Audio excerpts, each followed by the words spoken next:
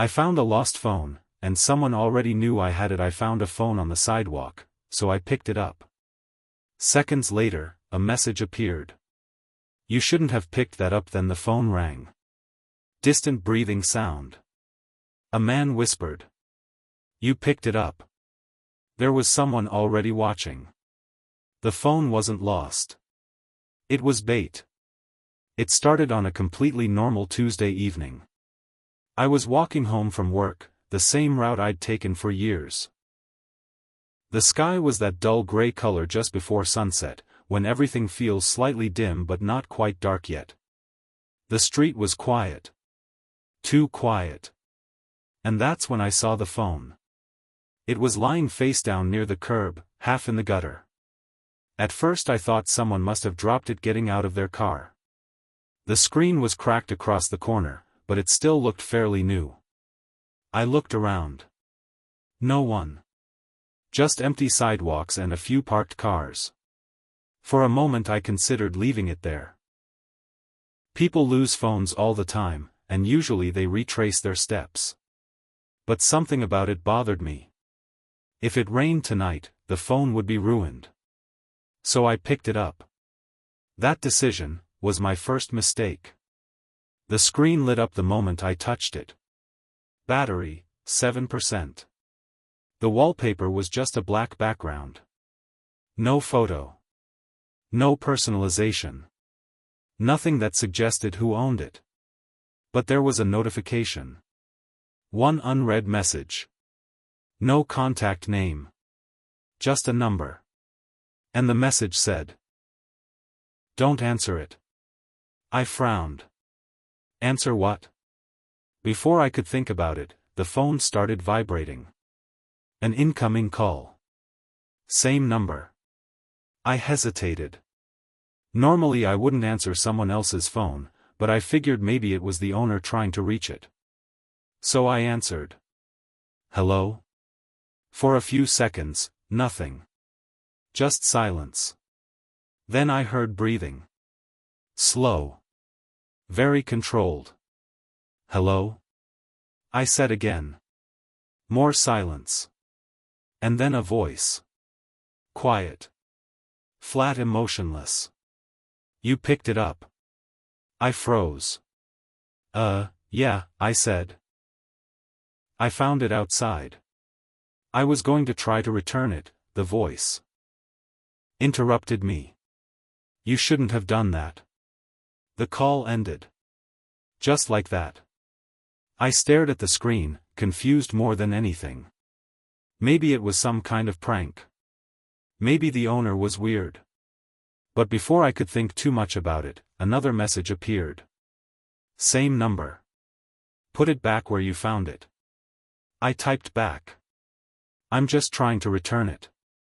The reply came instantly. Too late. My stomach tightened. That was strange. Creepy even. But I still assumed it was just someone messing with me. Then the phone vibrated again. Another message. But this time, it wasn't from the number. It was from a contact labeled only, unknown. The message read, "He knows where you are now." I felt a chill run down my back. I quickly locked the phone and shoved it into my pocket. Suddenly the quiet street didn't feel so normal anymore. Every parked car looked darker. Every shadow felt deeper. I told myself I was overreacting. Still. I walked faster. By the time I reached my apartment building, the sky had gone completely dark. I unlocked my door, stepped inside, and dropped my keys on the table. The phone vibrated again in my pocket. Reluctantly, I took it out. Another message from unknown. You should not have taken that phone home. I typed back, who is this? A few seconds passed. Then the typing indicator appeared. And stopped. Then started again. Finally the message came through. Look outside. My heart started pounding. I told myself not to do it. But curiosity got the better of me. I walked slowly to the window. and pulled the curtain back just enough to peek outside. At first, I didn't see anything. Then I noticed something across the street. A car. Parked, engine running. Headlights off. And someone sitting inside.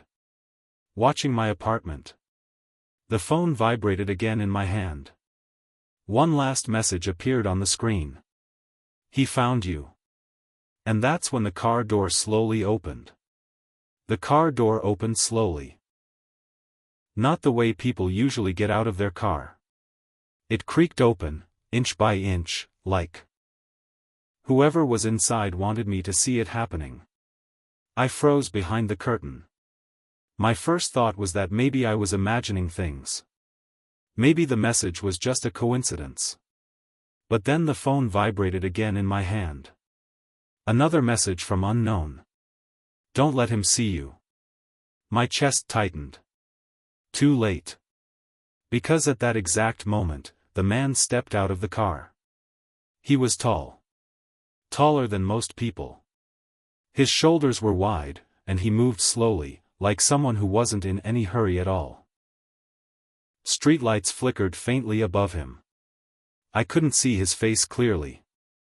But I knew one thing immediately. He wasn't looking around. He was looking directly at my window. The phone buzzed again. Another message. Turn off the lights. My hands were shaking as I backed away from the window and switched off the lamp in my living room. The apartment fell into darkness. For a moment, everything was silent. Then I heard something outside. Footsteps. Slow. Steady. Crossing the street. Coming closer. My mind started racing. Who was this guy? Why did he care about a phone? And why did someone else seem to be warning me? The phone vibrated again. Another message from unknown. He thinks you have it. I stared at the screen. Thinks? Before I could respond, another message appeared. Listen carefully. Do not open the door. As if on cue. Knock. The sound echoed through the apartment. 3 slow knocks. Not loud. Just deliberate.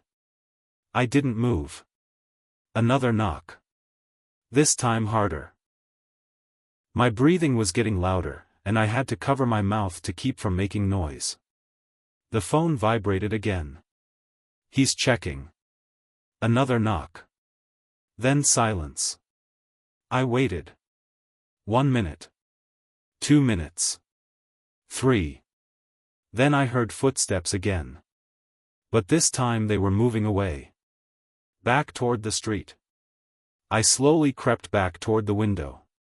Very carefully, I moved the curtain just enough to see outside. The man was standing beside his car again.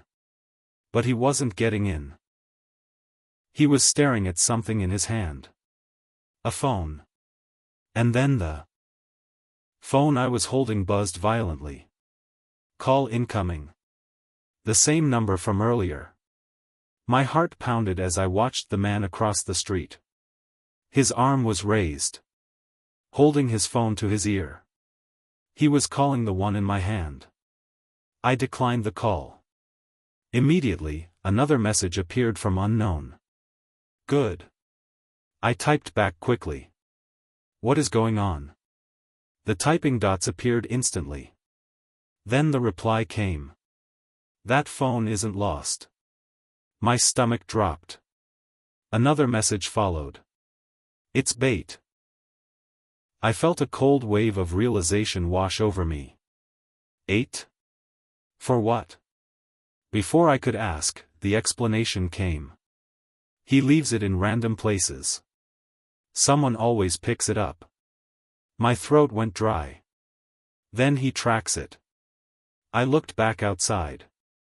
The man was still standing by the car. Still staring at my building. Still holding his phone. Another message appeared. He's done this before. My hands trembled. Why?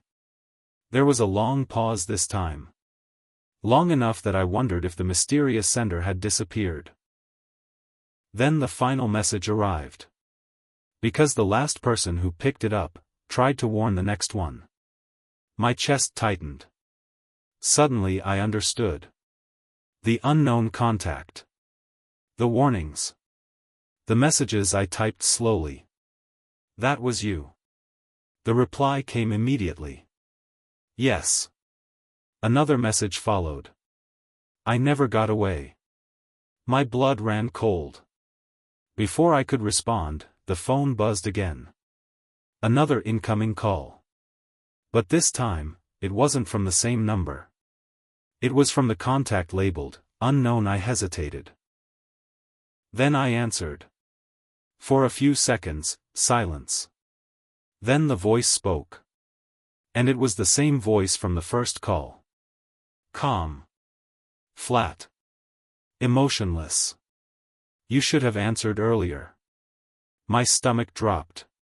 Because that meant only one thing. The unknown contact. The one who had been warning me. The one who said they never got away. Was the man standing outside my apartment. Watching. Waiting. Then he said one final sentence. Now I know exactly which apartment you're in. The call ended. And outside. The car door slammed shut.